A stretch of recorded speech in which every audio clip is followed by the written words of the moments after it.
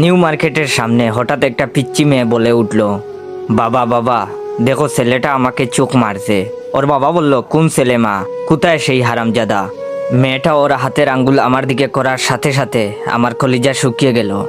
দেখি পাশে দাঁড়িয়ে থাকা ওর বাবা আমার দিকে কটমট দৃষ্টিতে তাকিয়ে আছে। বেডি দেখলে মনে হয় ছোটখাটো একটা দানব। প্রেমিকার সাথে দেখা করব বলে মার্কেটে দাঁড়িয়ে আছি। ওই 4-5 বছরের পিচ্চি মেয়েটা আমাকে প্রথমেই চোখ মেরেছে। প্রথম কয়েকবার পিচ্চিটা মারার পর আমিও দুষ্টামি করে একটা চোখ মেরেছি। দেখে সাথে সাথে ওর আব্বুর কাছে বিচার দিয়েছে। মেয়েটার বাবাকে আমার দিকে এগিয়ে আসতে দেখে দিলাম একটা দৌড়।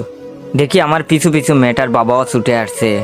এটা দেখার পর আরো জুড়ে দৌড় দিলাম, কিন্তু যতই দৌড়াতে যাই ততই প্যান্ট নিচের দিকে নেমে যায়।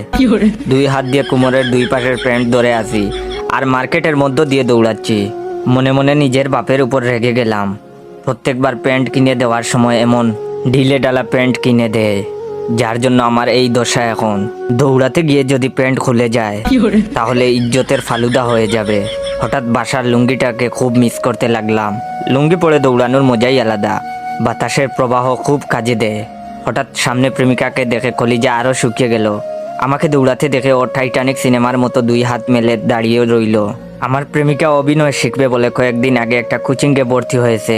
কোচিং করার পর থেকে আমার সাথে এমনভাবে কথা বলে যে বুঝতেই পারি না ও আমার প্রেমিকা না, ছবির নায়িকা। ওর কাছে পৌঁছেই বললাম, চলো এখান থেকে পালাই, না হলে মায়ের একটাও মাটিতে পড়বে না। আমার কথা শুনে প্রেমিকা বলে উঠল, না না না, এ হতে পারে না। তোমার সাথে প্রেম করব বলে আমি 7 সমুদ্র 13 নদী পার হয়ে তোমার কাছে ছুটে এসেছি, আর তুমি কিনা আমাকে বলছো এখন থেকে পালিয়ে যাব। ওই শয়তান রাজা আমাদের কিছুই করতে পারবে না। আমাদের ভালোবাসার কাছে ওর অশুভ শক্তি পরাজিত হবেই। আমি তোমার সাথে এই বিশাল রাজ্যে সারা জীবন কাটিয়ে দিতে চাই, প্রিয় জায়েদ খান, তুকু জয় খান। প্রেমিকার অভিনয় দেখে আমার বুঝতে আর বাকি রইল না। পৃথিবী উল্টে গেলেও মাইরের আজ মিস নাই। এর মধ্যে দেখি মেয়েটার বাবা প্রায় কাছে চলে এসেছে। প্রেমিকাকে বললাম, তুমি আমার সাথে যাবে কিনা? প্রেমিকা দেখি আবার অভিনয় করে বলে উঠল, এ জীবন যদি চলে যায় যাক, তবু আমি এই রাজ্য ছেড়ে কোথাও যাব না। আমি বললাম, থাকো তুমি তোমার রাজ্য নিয়ে, আমি পালালাম, নিজে বাঁচলে বাপের নাম। যেই দৌড় দিতে যাব ঠিক তখনই প্রেমিকা আমার শার্ট টেনে ধরে বলল, যেতে চাইলে যেতে দিব না, না না না যেতে দিব না, তোমায় হৃদমাজারে রাখিব, ছেড়ে দিব না। প্রেমিকাকে বললাম, আল্লাহর দোহাই লাগে আমাকে ছেড়ে দেও।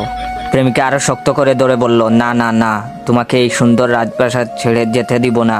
এর মধ্যে পিচ্চি মেয়েটার বাবা এসে আমাকে ধরে ফেললো।